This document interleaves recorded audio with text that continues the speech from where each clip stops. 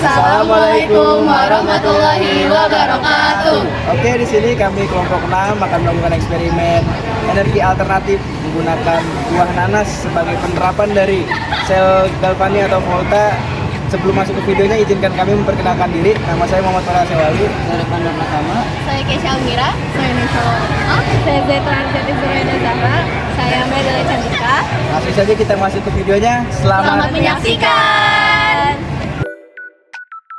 Oke, tujuan dari praktek energi alternatif ini yang pertama itu kita agar dapat memahami konsep energi alternatif, dan yang kedua itu agar dapat membuat sel baterai sederhana dari buah-buahan, dan yang ketiga itu kita agar dapat mengamati dan menjelaskan cara kerja energi alternatif pada buah-buahan untuk menyalakan bola lampu kecil.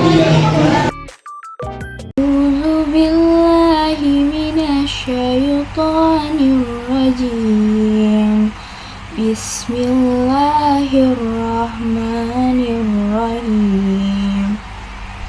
Yumbitu lakum bihiz zar'a waz-zaytuna wan-nakhila wal-a'naba wa min kulli samarat. Inna fi zalika la'ayatan liqaumin yatafakkarun. Artinya, dengan air hujan itu dia menumbuhkan untukmu tumbuh-tumbuhan zaitun, kurma, anggur, dan segala macam buah-buahan. Sesungguhnya pada yang demikian itu benar-benar terdapat tanda kebesaran Allah bagi orang yang berfikir. Jika buah-buahan yang memiliki kandungan asam tinggi seperti jeruk, lemon, atau nanas digunakan sebagai sumber energi dalam sel galvani sederhana, maka buah-buahan tersebut dapat menghasilkan tegangan listrik yang cukup untuk menyalakan perangkat elektronik berdaya rendah seperti lampu LED. Hipotesa ini didasarkan pada fakta bahwa asam dalam buah dapat berfungsi sebagai elektrolit yang menggerakkan aliran elektron ketika disusun dalam rangkaian dengan elektroda yang tepat, sehingga memungkinkan terjadinya reaksi kimia yang menghasilkan energi listrik. Buah-buahan bertindak sebagai elektrolit, media yang mengandung ion-ion bebas untuk menghantarkan arus listrik. Koin kuning atau tembaga dan paku zinc adalah elektroda yang berbeda jenis logam, sehingga terjadi reaksi redoks, reduksi dan oksidasi secara spontan ketika keduanya bersentuhan melalui elektrolit, menghasilkan energi kimia menjadi energi listrik atau sel volta. Alat dan bahannya yaitu 1 buah nanas, kabel jumper, klip buaya, paku zinc, koin tembaga, bola lampu LED kecil 1,5 volt, dan pisau. Langkah-langkah eksperimen. Pertama, persiapan buah. Potong bagian daun buah nanas, lalu potong lagi bagian dagingnya menjadi 2 bagian. Ambil 1 bagian, lalu potong lagi menjadi 4 potongan. Kedua, memasang elektroda. Tusukkan paku zinc ke dalam 1 bagian buah dan kepingan tembaga ke bagian yang lain. Pastikan kedua bahan tidak bersentuhan. Ketiga, menghubungkan kabel. Gunakan klip buaya untuk menghubungkan paku zinc dari 1 potongan buah nanas kepada kepingan tembaga potongan nanas yang lain. Ulangi langkah ini untuk semua potongan. 4. Menyalakan bola lampu. Setelah semua buah dihubungkan, sambungkan bola lampu LED kecil kepada elektroda bebas di ujung rangkaian buah. Pastikan polaritas sambungan benar. Anoda, paku zinc, ke katoda, kaki lampu LED yang lebih pendek. Dan sebaliknya, tembaga disambungkan ke kaki lampu LED yang lebih panjang. 5. Pengamatan. Perhatikan apakah bola lampu menyala. Jika tidak, periksa sambungan dan pastikan semua potongan dihubungkan dengan benar. Buah bisa menghasilkan listrik karena cairannya mengandung asam sitrat yang berfungsi sebagai elektrolit.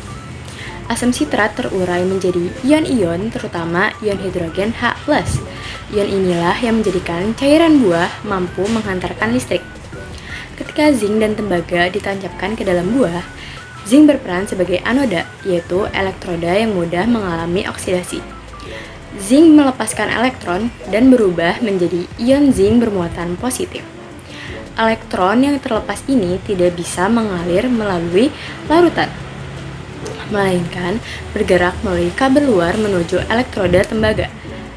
Saat elektron sampai ke elektroda tembaga, Ion H+ dari asam sitrat menerima elektron tersebut dan berubah menjadi gas hidrogen.